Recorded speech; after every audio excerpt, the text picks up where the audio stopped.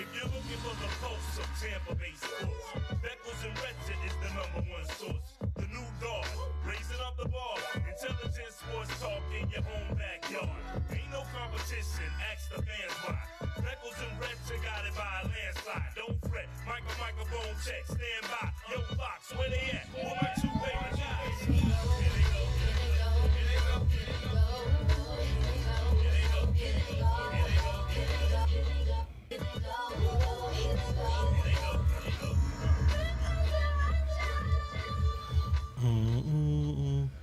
All right, here we go. Welcome back to Beckles and Recher podcast. Hanging out here, like we say, in the bowels of Dignitary Cafe. In the bowels. In the bowels. In the back rooms. How you doing, brother? Everything good? I'm good, man. It's been a while. Has it? It's been like a month. Since I've seen you? No, since we did the podcast. Oh, wow. I was here the other day. I see you all the time. I know, it doesn't even feel like it's been a while. For us, like, maybe for everybody out there. I see you all the damn time. I know. I see you too much, to be honest with you. Well. It's all good, man. How was your trip? Good. South Carolina. Yeah, went to Clemson University. You know they have the famous hill where you run down. They won't even let you go in there. It looks steep. And like, I don't know if I want to be running down that. I don't think so either. Before a game. I guess the UCF baseball team ran down there. They got fined $15,000 for going there? For going there after they beat Clemson at Clemson. Really? Don't do that. Don't do that if you don't have an extra $15,000. $15,000. Hell to the no. But it was cool, like to be able to be there and be back on the field, man. That's just it's where I'm at. I'm in my happy place when I go there. I see that. So it's a lot of fun. So a lot of more tournaments will be in Hoover, Alabama in a couple of weeks. Man, you're going to all the big spots. Yeah, Hoover, Alabama. I know. Any black folks over there? There's either a lot or none. That's what, it's usually that There's a lot or none. They're all football players. It's usually that way. And then go home for a week like I always do every year, and then go to Gardner Webb in North Carolina. So a lot of good things going on here in the Hit Factory world. I'm actually going to tryouts tonight, and then I'll be back after that. So I'm going to go back and forth today. So tryouts, a bunch of high school kids? Well, so what we have is now Hit Factory is joining up with USA Scout, which is one of the big organizations around the country. Okay. And we're going to have over like 200 kids, teams from 8 and under all the way to 17 and under. There's going to be different tiered groups, so like a top team, a middle team. So you're not necessarily trying out and not making a team. Okay. You're just trying out to see where you're going to be placed, which is cool. You know what I mean? Yeah. So nobody likes to get cut, which isn't a fun thing at all. But what's new around here in the Dignitary Cafe? Same old thing. We plugging away. We got a little comedy event coming up Saturday night. A free comedy event. And other than that, Sandy's here every Friday and Saturday with her wonderful food. And, unbelievable. It kind of changes everything. There's another reason to come to Dignitary Cafe. Now we have wonderful food. But other than that, we're just doing what we do. Bro, the shrimp and grits is game changer. Yeah, it is. It is, to be honest with you. Game changer. And it saddens me because I can only eat it once a weekend. Yeah. But I want to eat it 7 times. I know, it's not good for you. Nope. No. Not a lot. No. Once a week won't kill you, but twice a weekend might kill you. Unbelievable. Yeah. Speaking of game changers, one of the big, we talked about this on Monday, and I saw that. So when did you host the whole show with Aaron? I did. What show? What day was that? That was Monday. No, it wasn't Monday. It was Tuesday. Tuesday, because it was after. Yep. So the reason why we talked about this a little bit on Monday, but I saw you guys went a little bit more in depth into this on Tuesday. The Connor McDavid to Tampa Bay Lightning. And I brought up our podcast, yes. And has your opinion now changed since the last couple of days, or no? Listen, everybody wants Connor McDavid. Why wouldn't you? That's what I'm saying. But what do you give up? I mean, if we give up. I don't think Cooch for Connor McDavid is going to happen, okay? I just don't. Would you do it? Probably. And just because, well, the thing is, are you going to be able to sign him to a multi-year deal? The only reason why you make this deal is because you sign him. That's what I'm saying. But if you do, maybe to change, because clearly the Lightning need a little something to put them over. Right. And put them over means beat Florida because, Florida came out and said that the Lightning were the toughest, opponent that they had, which is, you can take it whatever way you want, but, I mean, if you're a Lightning fan, that should make you feel good. Right. But still, we still need a little something more to beat Florida. That's for sure. I mean, I look at McDavid's 28, Cooch is 32. He's a center, Cooch is a winger. Whose game is going to age gracefully as you get older. Maybe a guy that is around the ice a little bit more rather than a guy that stays on one side. And the Lightning don't have any first-round picks in 25, in 2026, or 2027. So you're going to have to trade guys. You're not going to be trading draft picks. Edmonton's not going to say, give me a 2028 first-round pick. So that's why... Aren't they going to want draft picks, though? No, I don't think so, because they still can win. They have Leon Draisaitl, so they still have a top-5 player in the game. So my hypothetical was Point, Chernak, Isaac Howard, their Hobie Baker winner that won that is not signing with the Lightning, and Jack Finley. So people would be worried about depth, but like you're not taking any forwards off of the team last year.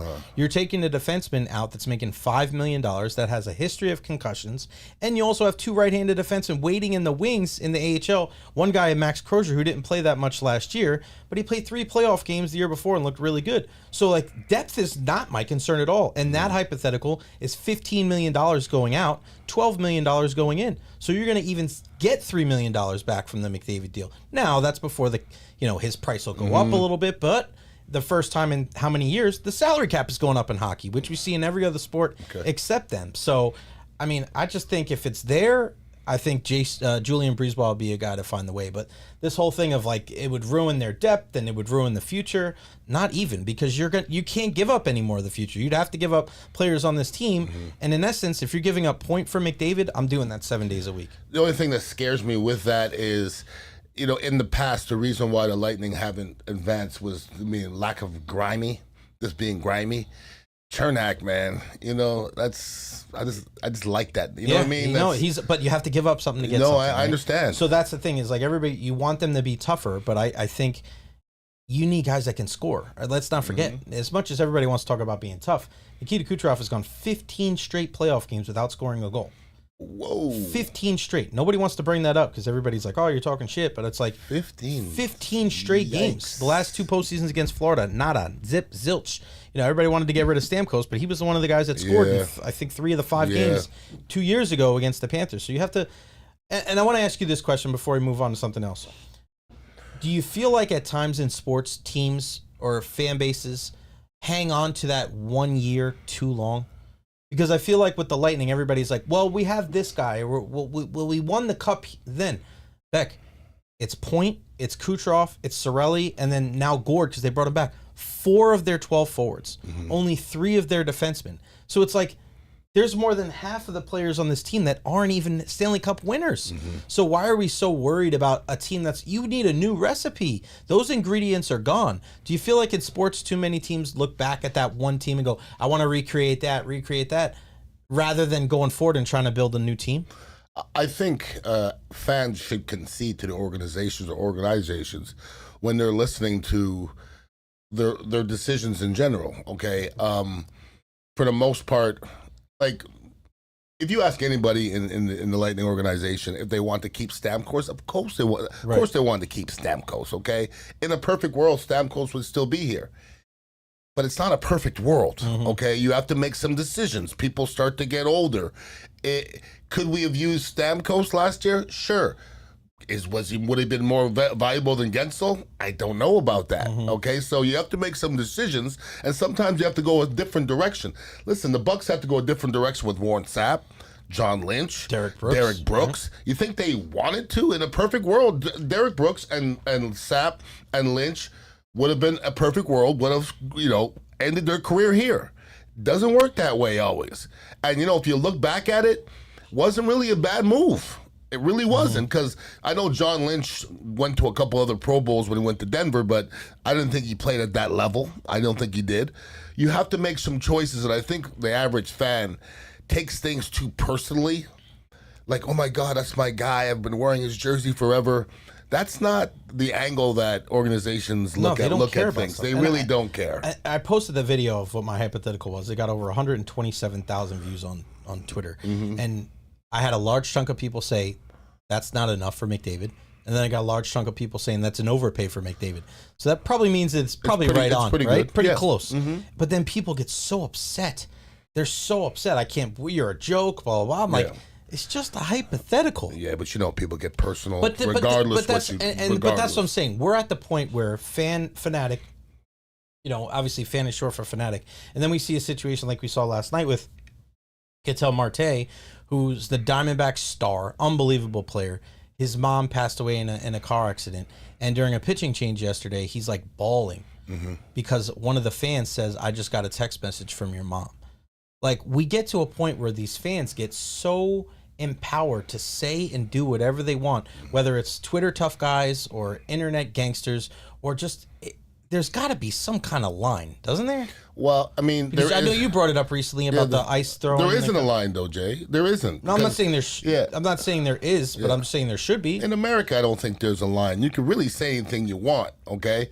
But I just never try to be the guy to look at somebody else's situation and say, I would have acted this way. I don't know. Like, I lost my mother, and if somebody would have said something like that right afterwards, I don't know if I don't black out. Exactly. Like, I don't know what I'm going to say, so I just hate to comment on things like that. Well, they shouldn't. Well, I wasn't there, okay? So everybody reacts to things differently. Some people lose their loved ones, and the best thing for them is to be on the field. Right. Some other people need to go underneath a desk and cry about it. Right. And there's no right and wrong to it. So all I do is I just have respect for the person who had the loss and let them grieve their way, and we'll move on from there. If you gotta miss 5 games, then that's what you got to do. You have to understand that athletes are human, and that's the one aspect a lot of fans just don't want to realize is that guy who's that talented at this sport is still a human being, cries, feels just like you. Doesn't matter how much money. And I love this argument. Well, they make so much money. Kiss my entire black ass. Money ain't got nothing to do with your emotions, okay? If money doesn't alleviate any emotions, okay, it might even make it worse. So I just like to recognize that they're all human first and foremost. So what do you say to the fans like that? Like, the guy got ejected from the game. Like, it's kind of... What are you going to say to him? You're an asshole. Yeah. What else do you want to say to you? What about the guy who said something about Joe Jurevicius' kid or something? Mm-hmm. You're in Philadelphia. It's not shocking, but you're still an a-hole. Right. For you to bring that up, shame on you. So that's all I got for that. I don't want to waste too much time on somebody who would talk about somebody's dead mother. Because if my son talked about somebody's dead mother, I would want to slap him across his face. Okay? That's just not something. That's not something you do.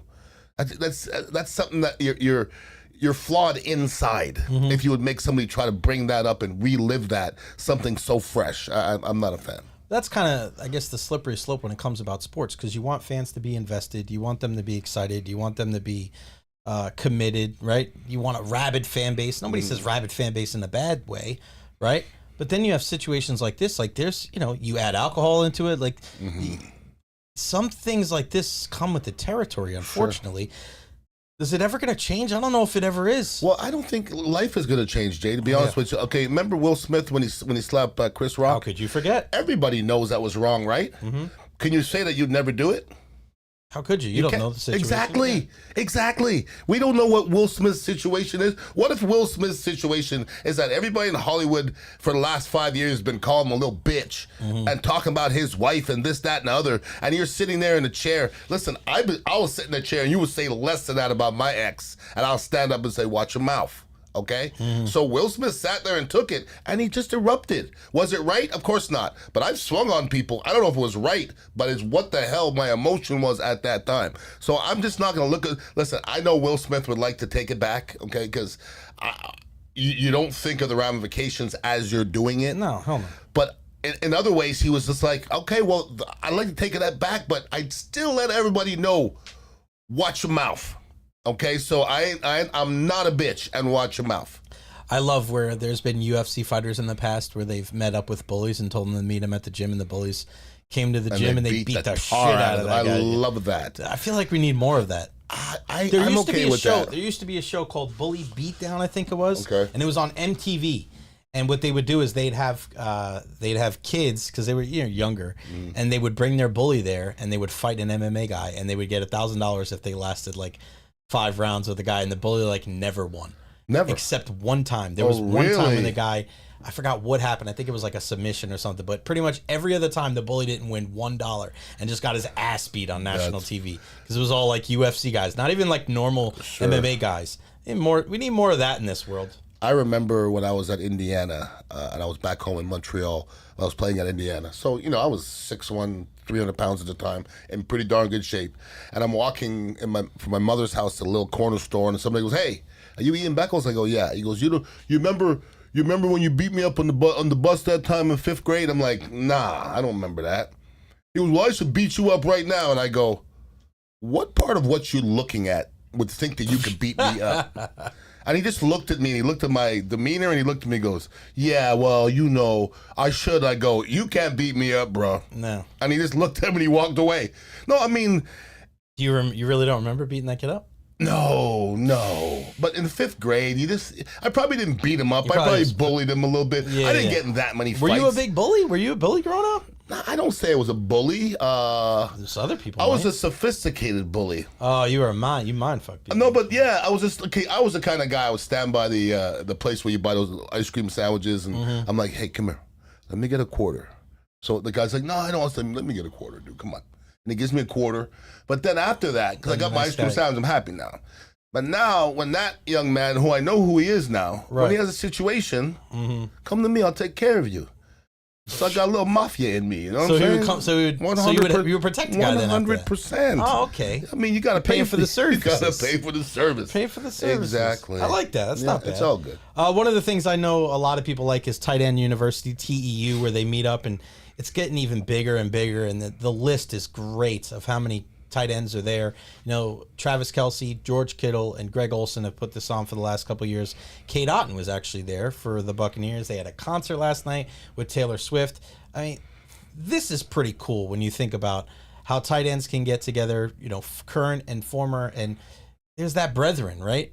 Does things happen like this? Because I know in rookie mini camp, and they do a lot of things with the rookie. They have the rookie symposium now. It seems like after your rookie year, there's not many opportunities, unless you're part of like the Players Association, where groups of players get together outside of like Pro Bowls and things like that. I think this is fantastic for the sport. Well, when you said TEU, I had to Google it. Yeah. Because I remember, I've heard of Tight End University, but I Googled it, said Tight End University, and I'm like, that's probably what Jay's talking about. I've heard about it before. Personally, I think it's brilliant, okay? Because, especially as a young tight end, one thing for athletes, you have to listen to your coach. But when you're told things by your peers, that's different. Right. It's like a guy who's teaching you, a coach, has a different angle than a guy who's played the position, okay? Or is still playing. Travis Kelce was working on getting out of his, breaking out of his route today. Yeah. It was amazing. Sure. He was like, well, 1 foot, he was like, but we're tight ends, we're bigger guys, going to be 2 feet, and blah, blah, the balance point. And you could just see, even Kate Otten, he was in the background, these guys, and it's just like light bulbs are going off in their head. Yep. Like you're learning from a future first ballot Hall of Famer, a guy that's still in the game today. I mean, you can't get better than that. No, and I was the kind of person who was a sponge, and I absorbed as much from the old knowledgeable people. Not everybody was that way. I was blessed to spend a couple months with Anthony Munoz. Anthony Munoz was going to play right tackle. He ended up tearing his rotator cuff in the last preseason game. But anything Anthony Munoz said, I listened to, I absorbed. I tried to, emulate as much as I can. And I learned so much from him in 2 months. It was amazing. And I just think other players, most of the ones who don't succeed, they don't absorb that. And they don't know the importance of greatness explaining things, because not everybody's able to explain things. The stuff with Aaron Rodgers, going to Pittsburgh, somebody's like, oh, well, the young quarterbacks will benefit. Not necessarily. Okay, I've never heard Aaron Rodgers being that guy to pull somebody aside and saying, check this out. Well, okay? Brett Favre wasn't that way with him. That's what I'm saying. That's what I'm saying. Neither one of them were that guy, I don't think. But it is kind of weird, though, because I understand what you're saying. He may not be all buddy-buddy, because you've heard situations in the past where people go, that's not my job. Yeah, correct. But you'll hear other guys, I think Joe Flacco's maybe the other way. He's like, I'm here to help everybody. Sure. Right? So, I mean, it depends on the person. But I wonder if there is some semblance of an impact, even if it's indirectly. Because Rodgers did become a pretty good quarterback, and now Jordan Love's a pretty good quarterback. Sure. So even if the guy doesn't give you all the secrets, I'm sure you can gain something from watching how a guy goes about his business, even if he's not like, hey, look at this, look at this, look at this. I think it's more of a system thing, okay? When you first get thrust into a system, you think you know it, you don't, okay? So if you get thrown into the game, you're going to be taking a shit on yourself in front of everybody while monsters are hitting you, okay? It's just not conducive to learning at that point. If you could sit back and watch Aaron Rodgers and see what he does, you're going to learn, even though he doesn't pull you aside. He doesn't have to pull you aside. Right. You're going to learn from his decisions. There was a time in my career, and I think it would have been my third year, where it was been Sam Weich's first year.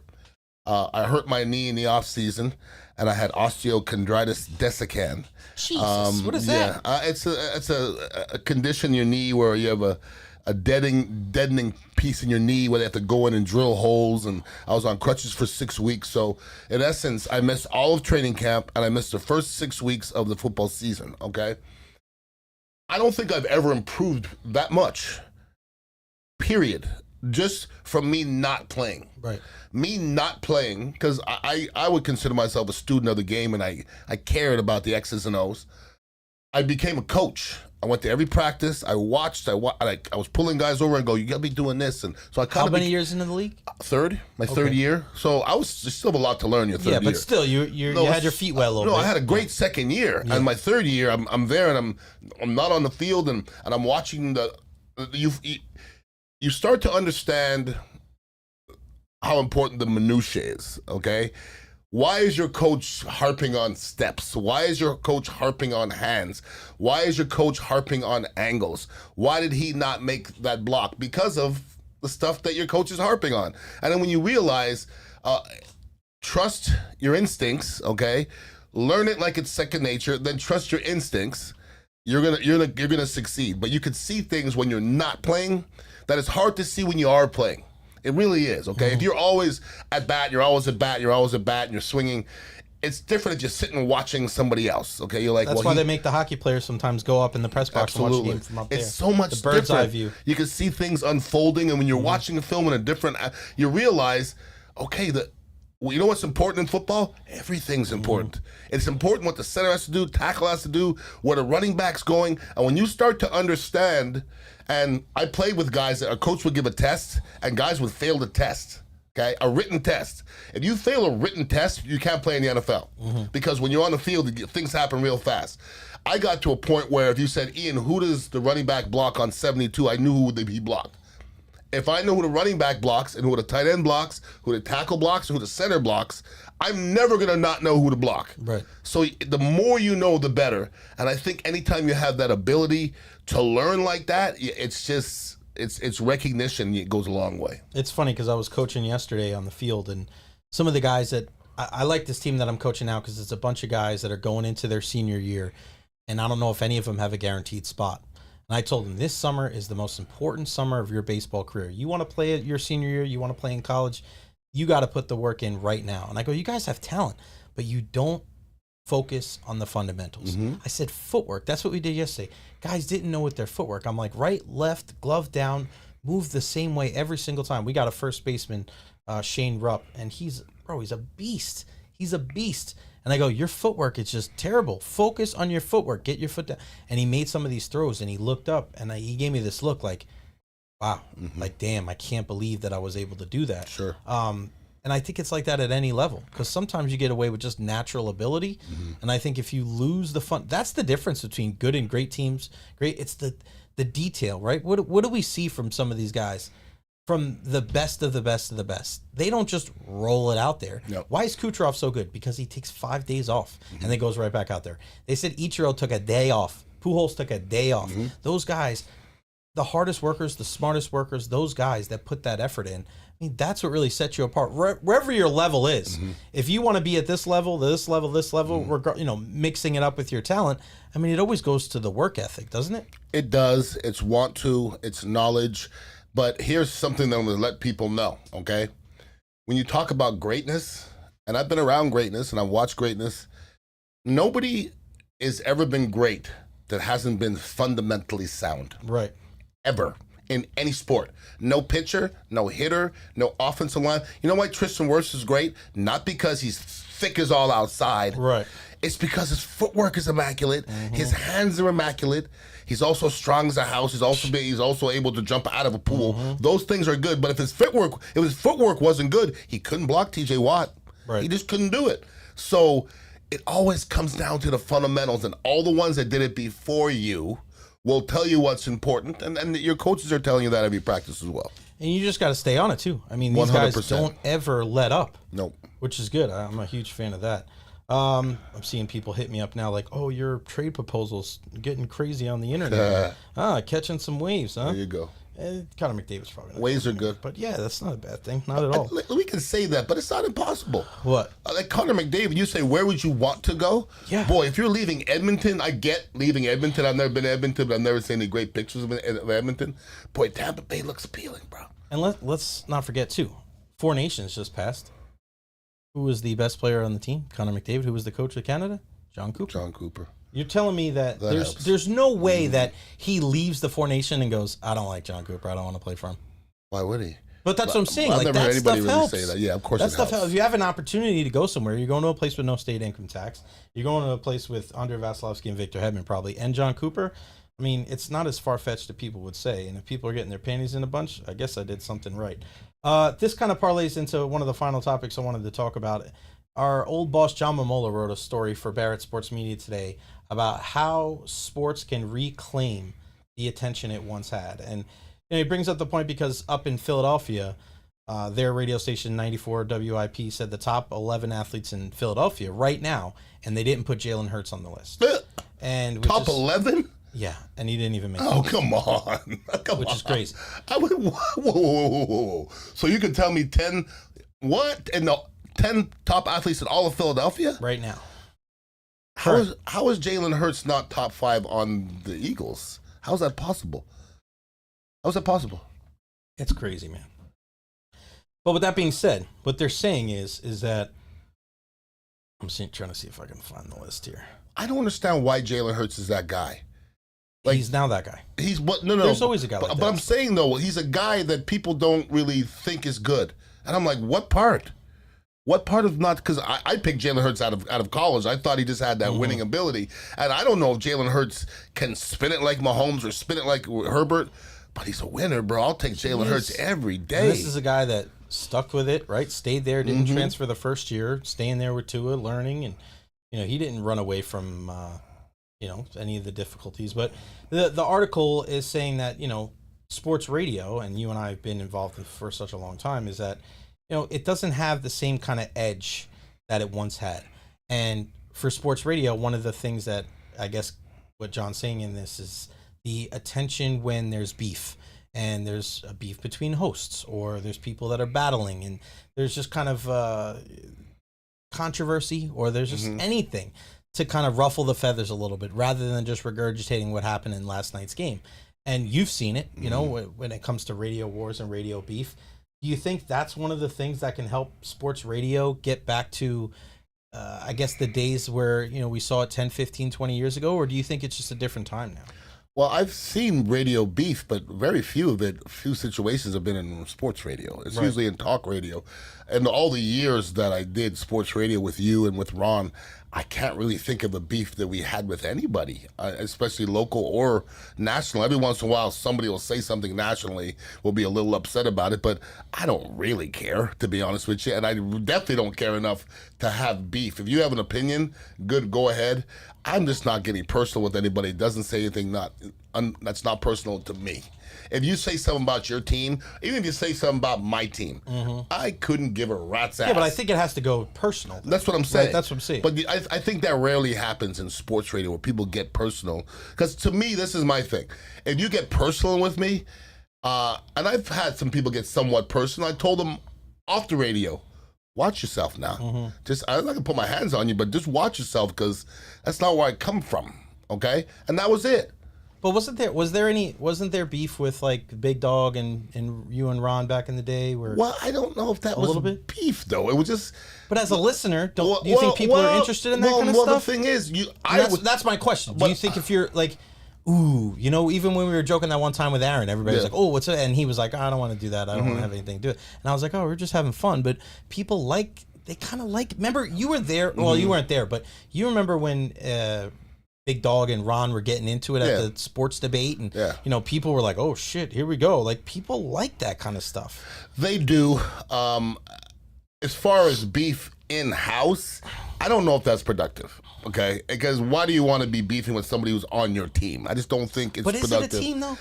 Is it a team? That's the thing. And I'm asking because I think it should, I see it from both sides. It should be. We just said about could, should, and would. That doesn't mean nothing. Okay, well, listen. But like you know this, Ian. If you're a guy that works morning radio, you don't see the guys that are in PM Drive. Correct. And what does that have anything to do with you? Because at the end of the day, it's your sponsors, it's your ratings. Like you don't have anything to do with those guys. Well, with Big Dog and rest in peace. I don't think that was radio beef. I just don't think he liked a lot of people, to be honest with you. So I'm just going to be honest. They were just two different people. Yeah, well, listen, I didn't really get along with the Big Dog, and I got along with just about everybody. I didn't really get along with him because he didn't look at me like he wanted to get along with me. Right. Okay, so you'd walk in the hallway, I'm like, what's up, Steve? And he just kind of look at me in my face and walk by. Then I go, okay, you're going to be an asshole? Yeah. All right. And that's fine. Mm-hmm. As long as I know what level you're on, we're all good. Right. Like we've had an event before. We had an event once at One Buck Place, and it was like a draft event or something. He was coming off the air, and we were coming on the air. And I stuck my hand out to shake his hand, and he just walked right. He looked right at my hand and walked by. And at that point, I go, "Okay, fuck you." That's it. I'm done. Okay, so I'm not going to stick my hand out and you not grab it. And again, that's personal beef between you guys. I understand that. But if you're a listener, if you're a person that's consuming the content, right? Do you like that kind of stuff? I think everybody likes that kind of. So how do you get that into? Do you do beef radio station? Do you rival beef radio station? So if you can't do it in-house, right? And of course, I think one of the big ones here locally was what Mike and Bubba, right? It's still going. It's still going, right? Still going. But like I got to be honest with you. Yeah. I went back on YouTube one night and I watched every single conversation that they had because, you know, I've met Mike a few times. We have a lot of mutual friends. I've never met Bubba before, but I mean, you're lucky. Those are two of the biggest names in the history of Tampa Bay radio. Yeah. So, I mean, to me, it was very interesting to kind of see how it's all evolved, and whether it's a car crash or whether it's something good. Like, how do you? I don't think you can manufacture that because people see right through it, and that's something that we've said a long time about talk radio. The great thing about talk radio, whether it's sports or any other, genre, is you learn about people.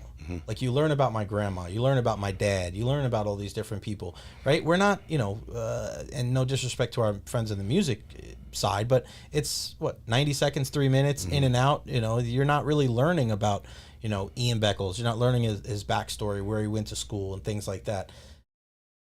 If you fake it, people are going to see right through it. Yes. Like there has to be legitimate beef between whatever two entities it is. I just don't think it's so cut and dry as like, hey, create controversy today. It's going to get more people talking. No, it sounds terrible. And it's ironic that you're bringing this up because, I don't work for anybody, okay? I work for myself. Although I'm on the bone and I'm also on 620, which is odd, okay? And I know everybody on both stations. And I like everybody on both stations, mostly. So, who don't you like? Not mostly. Who don't you like? No, I'm not doing that. Come on. So today on the bone, JoJo and John Senning, they have mad beef. Like, and this is my thing, okay? I know JoJo. I love JoJo to death as a person. I know John Senning. I love John Senning to death. As people, they're beautiful people. Somehow they're beefing, and if you said, who are two people you don't think would beef on the bone, I would say, well, why would John Senning and JoJo beef? You know what I mean? And it's something that John said on the air, and JoJo didn't like it, and they're going back and forth, and it's legitimate beef. And as I'm sitting there watching it on YouTube, everybody's commenting, this is a skit, this is fake, and I go, no way, because I know these people. I know them. I can see it in John's eyes that John's disappointed and JoJo's pissed, okay? So they didn't like it then? Well, this is my thing. Okay, so how did the whole thing start from the beginning? Yeah, the whole thing, John. And let everybody know, because I don't really know. I know John, but who's JoJo now? JoJo works for the Bone. Okay. But she's on air often, okay? So it's kind of like no myself. Disrespect, I just no. her. And JoJo's a pretty young lady. She's on the Bone. She's on often, but she works in the front office, okay? But she's been on air for forever. She's been there for a while. For a long time. If you say JoJo on air, everybody knows who you're talking about. And I've met John a couple of times over the years. And John's just such an easygoing guy. He reminds me of Rick Rubin. This is an easy dude. So one time he made a comment about JoJo on air. Was this his show or being when promiscuous or something like that she didn't like. And then from how long ago was this? Not that long ago. Okay. And then recent. lately, it just they're you could see. Were they friends before that? Yeah. And you can see that their relationship was. Were they on air rocky. together? Yeah. JoJo does a segment with John. Oh. It calls JoJo's Juice or whatever. Okay. So did he make this comment when she was on air or no? When she wasn't on air. Oh. And then she was like, then she commented, and now they go back and forth with text and kind of like a snippy text back and forth. So they're like, we're good. JoJo's like, we're good. But then when they talk, you can tell it's not good. You see what I'm saying? I love this in the media. Somebody will say, oh yeah, Ian Beckles and, I'm going to use Warren Sapp. Ian Beckles and Warren Sapp were in the fisticuffs, but they both said we're good. Get the hell out of here. If me and Warren come to fisticuffs and we're throwing hands, we'll probably never be good again. That's just the way I exist. I love Warren to death, but I've seen Warren fight dudes. I seen him fight dudes, and they were never the same. So it's easy in the press to hear things, but it's hard to create beef that's not authentic. Right. I think it's impossible. It's people go, oh, that's fine. That's so what's the now where are we at with those two? Well, it kind of ended. It was what I mean uncomfortable. What was uncomfortable? It was today. And it was today? John literally ended the segment going, okay, well, I guess we didn't get anything solved, and I guess we'll see what we do going forward. That's how it ended. And listen, you know what you said? Did they argue on the air? Oh, the whole time. Oh. The whole time. Now, you said people like it. I could not leave the radio. You can't leave the radio when there's legitimate beef going on. People love that. So as I asked the question at 100%. the beginning of this discussion. People love that. People hate fluffy radio. So how do you find that, though? You can't. You can't even really manufacture it. Unless you're that person. So how do I do that then? I'm not that person. I'm more fluffy radio guy than I'll compliment you than beef guy. Yes, Ron was good at it. Yeah, but I'm not Ron. I know. Okay, but not everybody can do it. So how do you find? Yeah, but so how do you? I guess you got to get in where you fit in a different way. Yeah, because people like controversy. They really do. Okay, they like abrasiveness. They like abrasiveness. Right. Like I watch YouTube a lot. Okay, and you know I play Madden. I play NCAA. So I kind of watch the creators. The creators that are the best at the game get the fewest views. The people that are just being like over the top, they're the ones getting all the views. That's the way radio is, kinda, because people don't really want. I mean, they'll sit and listen to somebody who's overly knowledgeable, but they really want to be entertained. And, you know, Ron and I, when we first came on, and I think we adopted it as we move forward, the first thing that Brad James said to Ron and I was, I want it to be like the Madden show. And I couldn't have been happier. Because I think it gets boring sometimes just talking about that one Rays game or that one Lightning game. Let's talk about chicks. Let's talk about food. Let's talk about situations. We have to get back to sports. But I think you have to sprinkle other things in, or people get tired. They get bored. Okay, because very few people in the Tampa Bay area want you to break down the minutia of a hockey game. Okay, doesn't mean they're not big fans, but you can only go like I hated when we were interviewing the color commentator from the Calgary Flames, and like I don't think anybody gives a crap. I really don't. Who are we playing? Who's their best player? Then we move on. I think football's a different sport. I think football, now everybody wants to dig into football and hear all the minutia because they like to believe. Like I don't hear a lot of people in the Tampa Bay area talking about hockey like they talk football. Right. It's a different animal. It bothers me. Oh, I know. Because people don't know what the fuck they're talking about. A lot of times they don't. It drives me crazy. And well, there's a lot of people that also are on air that act like they know what they're talking about, and they don't. I'll never do that. No, but here's the thing, is that, and I think it's like this everywhere, but it's certainly here in Tampa. Everybody and their mother knows everything about football, and then very little about all the other sports. That's a fact. It's very strange. That's a fact. Because the entire content changes. And I said this before. Listen to people talk about, whether it's a podcast, whether it's a show, when it's outside of football season. And when they talk about any other sport, they go to three things. They go to schedule, they go to standings, and they go to statistics. Those three things. Yeah. Because if you give me a 7-minute segment on the Lightning and you're telling me they've won 9 of their last 10, they're first in the league in goals against, and they play Calgary, Vancouver, and Edmonton the next 3 days, and you put a bunch of word salad bullshit between that three, I know. That's not a good segment. Correct.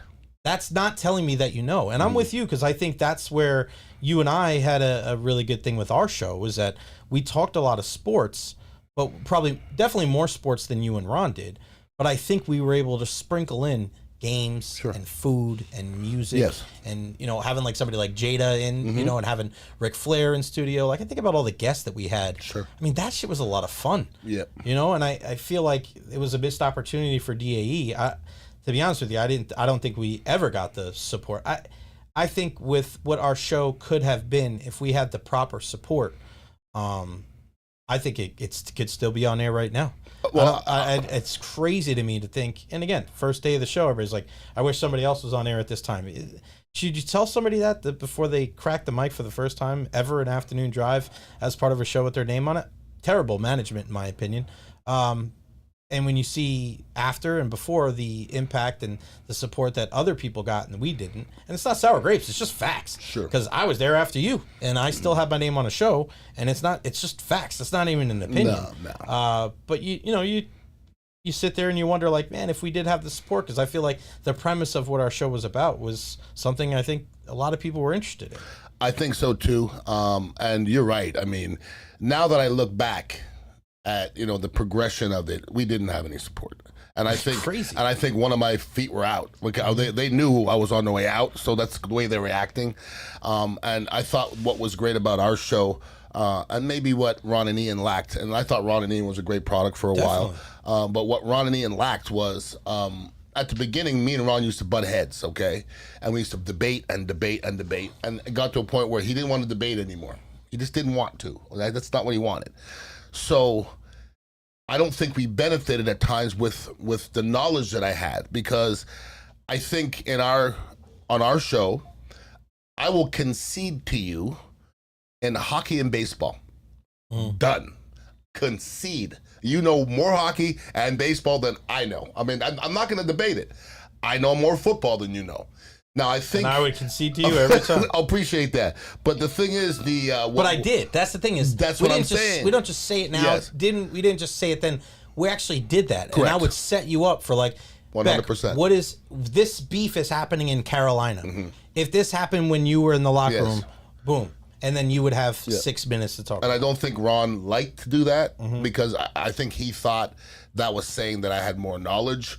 Well, listen, knowledge is part of the show, okay? So I would like, yo, Jay, I know you're a baseball coach, in this situation. Yeah. Like, because I'll watch something, and I don't say I'm void of ego, but I don't have a big ego as far as knowledge. Like, if I'm watching a baseball game, and I'll go, well, I think this should have happened. And I'll go, well, Jay, what do you think? And you'll go, well, this guy should have backed up this guy. Right. And I'm like, oh, damn, I didn't think about that.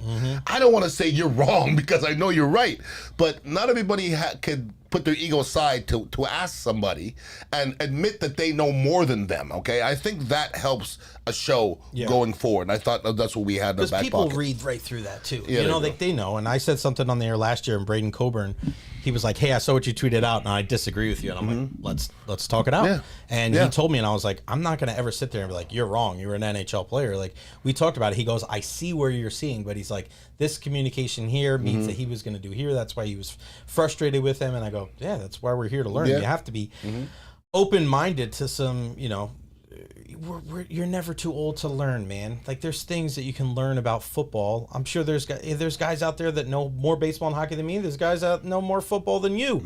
If there's a guy that's been around the game for a long time, an offensive line coach, been doing it for 50 years, and he's like, do you ever think about that? And you're like, wow. I think you just never know.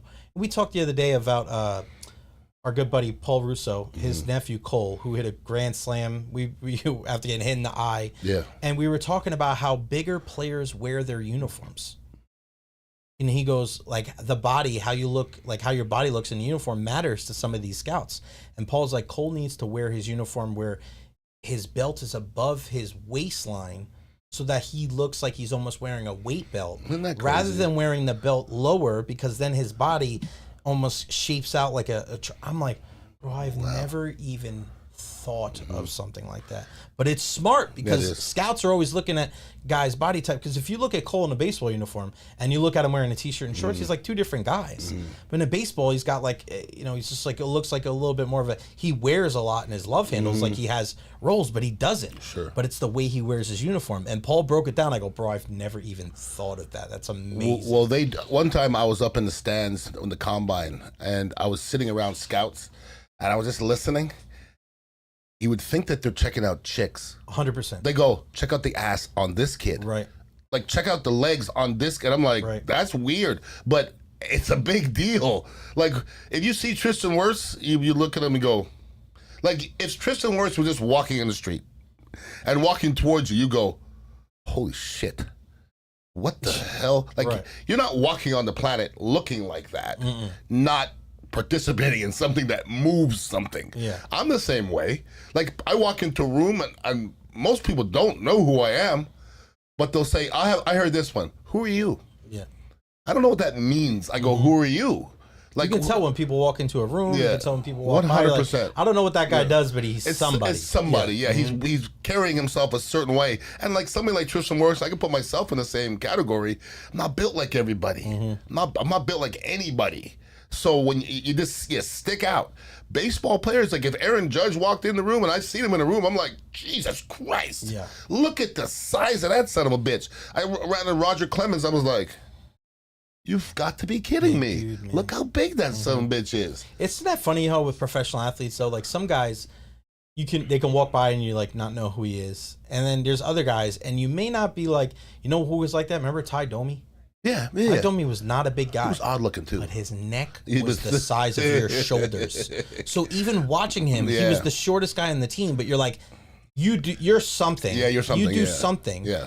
He didn't have a you never look like you want to lock up with him though. You don't look. You know what I'm saying? Good. Ty Domi, Bob Probert, those guys. And there's people on the other end of the spectrum. When I was in Philadelphia and I was sitting we're at training camp and we happened to be scrimmaging the Buffalo Bills at the time, and one of my line mates, Joe Panos, was good friends with Doug Flutie, and Doug Flutie was sitting across from me at the mess hall, and I go to somebody next to me. I go, who's the old dude next to Joe? Somebody goes, that's Doug Flutie, and I go, whoa. Yeah. Like, what I mean, Jay, if I told you that guy is an NFL quarterback, you go, which guy? Which guy? No way. Everybody but him. Oh, he looks like Aaron Jacobson, and all due respect to Aaron Jacobson. And one love to Aaron's mother who had a bad fall. We don't want to. Kneecap. Absolutely. Jeez. But he was so slight, Jay, and he looked old, and he got on the football field. Magic. Unbelievable. They say Doug Flutie one of the best athletes. They said basketball, baseball, everything. Badass. Bro, Bill Belichick let him do a drop kick for an extra point. I saw that. He's like, can you do I love me some Doug Flutie. I mean, that's the side of Bill Belichick, though, that people don't talk too much about. And that's why I'm very curious to see what's going to happen to Bill at the collegiate level because of all the... If his girl don't undo it. Yeah, no, but if he gets a chance to coach, like if he really gets a chance to kind of put his... I think he wins. I think he wins. I said that from the beginning. He's going to recruit. I think he wins. People are going to want to go play 100%. For him easily. Yeah. And people forget about, you joke a lot about Bill Belichick, and especially now with what happens with his girl and everything, but... I always go back to the ESP or the NFL 100 when he was in there with Chris Collinsworth, and they just brought in like Montana Manning and Brady, and they brought in Ray Lewis and LT, and they brought all these studs from the last 100 years in the game, and he's just talking football, and everybody's laughing, and I'm like, where's that guy? Yeah, where's that guy? But I also think there's something to be said, and we kind of go back to the fundamental talk. Like, there is something to be said about I have to be the most serious guy in the room to make sure that everybody's on their P's and Q's when it comes to the fundamentals. And I think that can breed success, but I think you also see at the end of the tenure with Brady, I think sometimes that message gets maybe a little bit old, and the guys that have been there, the longer you're there, the less you want to hear that. With Brady in year 16 doesn't want to hear about that shit. But it's hard to... turn that off because that's what got you to the promised land so many times. Well, Bill Belichick comes from the Bill Parcells school, and I was with Bill Parcells for a month. It's not a long time, but it was long enough for me to realize that nobody I've ever been around knows football more than him, ever. Like I've had about 6 head coaches, and Bill Parcells was able to walk into any meeting room, any drill, and coach the players up. I didn't see that in many other head coaches. Like, he was like, Ian, your step, your foot, your hands, like, he was on it. Special teams, he knew everything. He knew every play. He knew what every route. And he was just one of those guys. He was hands-on, brother. And not a lot of, like, Tony Dungy, and listen, I think out of all the coaches I played for, Tony Dungy might be my favorite because he was just straightforward. He was very knowledgeable. He knew his direction. But Tony never talked to me. He didn't have to, really. You know what I'm saying? He didn't have to talk to me. Hey, Beck, you going to go today? I can go today, coach. Cool. That's all we had. That was it. You don't really need more than that. But some coaches are, I think Belichick's the same way. I think he's involved with everything, and he knows every little bit of football and all aspects, and I think that's what sets him apart. The greatness. Yeah, man. The greatness. That's what they call him, Ian, the great 21st century philosopher, I.H. Beckles. Make sure you check us out here at the Dignitary Cafe, 4817 South West Shore Boulevard. Get you some kava, get you some kratom, get you some of the incredible food that Miss Sandy has coming Friday, Saturday. She's going to be here Sunday, She's too? usually here Sunday, Here a little bit Sunday. She's having a lot of fun on Sunday. Yes, she is. With the crew. And then also the big comedy show, Saturday night? Saturday night, I believe, at 8 o'clock. Saturday night. Make sure you follow. Free show. Free show. Can't beat that. Follow Ian_Beckles at J Recher. Make sure you listen to us every Wednesday here on the program. Ian joins me on my podcast every Monday at 12:30. All right, it's going to wrap it up. Got anything else? No, man.